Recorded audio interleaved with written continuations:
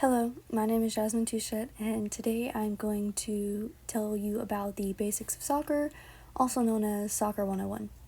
Well, what is soccer? Soccer is a game consisting of two teams with normally 11 players each who are all working towards an equal goal of scoring a goal.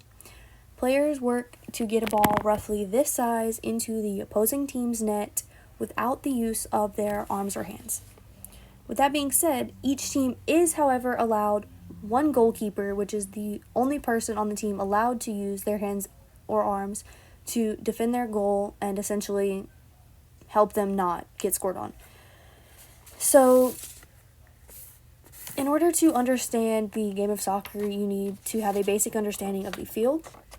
This is what a soccer field looks like. It has the center line, a goalie box as well as a penalty box, the corner arcs, the center circle, which is where kickoff takes place, and penalty box, etc.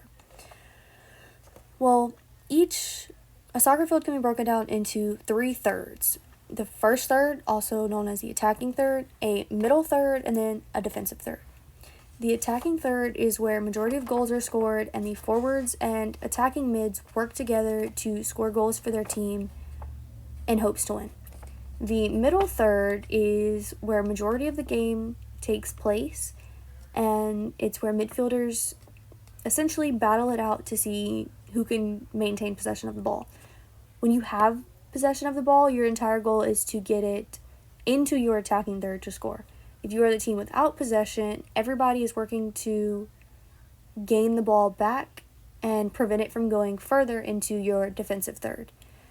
The defensive third is very important for both teams, since if you're the one in possession of the ball, this is normally where you score.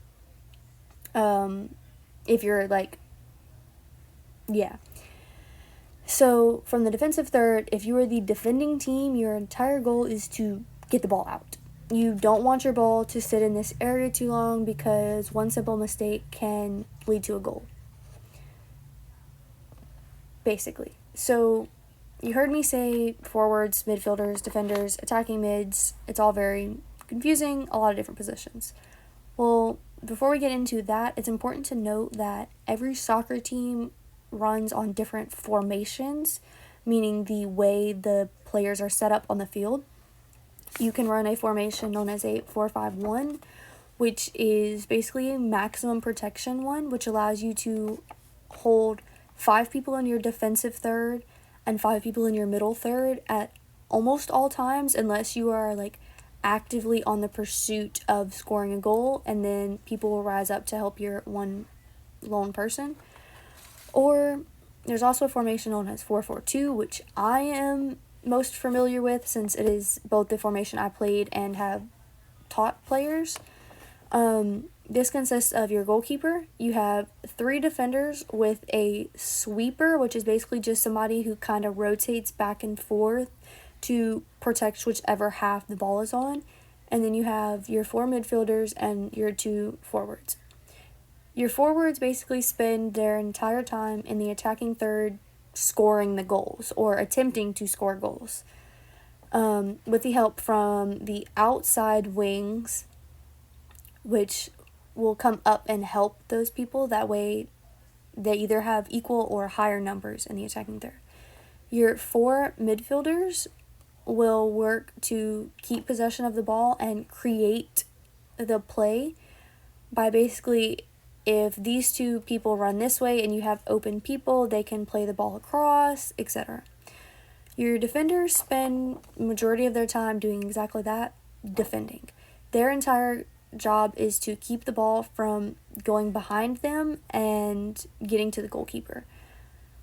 So whenever defenders have possession of the ball, these people work to get up. That way a long ball can be played, or they stay short to allow different plays to happen. But it is important to note that when you lose possession of the ball, everybody on your team becomes a defender, regardless of where you are at on the field. Now, a goalkeeper is the last line of defense for a team. They're the only player on the field allowed to touch the ball, but even they have their limits on where they can touch the ball. A goalkeeper can only handle the ball with their hands within this box, also known as the penalty box, and that is just to help with the safety and fluctuation of a game. A goalkeeper cannot intentionally pick up a ball played back to them by their own team, though, unless it's headed back, because it's almost not on purpose. They're responsible for communication, even when they're not touching the ball, and help the flow of the game, essentially. With all of that being said, what are the rules of soccer? There are 7 main rules of soccer that are important to know. The first rule being when the ball is in or out of play. The referee signals the start of every play, and the ball must completely cross the line for it to be considered out of bounds. Even if half the ball is on the line and half the ball is out, it is still in play, and therefore play continues, nothing stops. Rule number 2, free kicks. A free kick is awarded following a penalty and stops the play of game. A player is allowed 10 yards of space between the ball and the defender for all free kicks, and can either ask for that or can assume that it has taken place. No hands. I feel like this is kind of a given being soccer, but nobody is allowed to use their hands on the field except the goalkeepers. 4 and 5 go together, which is yellow cards and red cards. A yellow card is a warning given to players who are being overly aggressive and requires players to step off of the pitch for a minimum of 1 play. A red card is given to a player who deliberately breaks the ball, such as keepers touching the ball outside the box. A red card can either be given to you as a straight red card or by 2 yellows, which inevitably equal a red card. It requires the player to leave the game completely, including the bench. Number 6, which is goal kicks. This occurs when teams are trying to score and the ball passes over the end line. It's basically a reset for teams where the goalie either passes or punts the ball up the field to restart the play of game.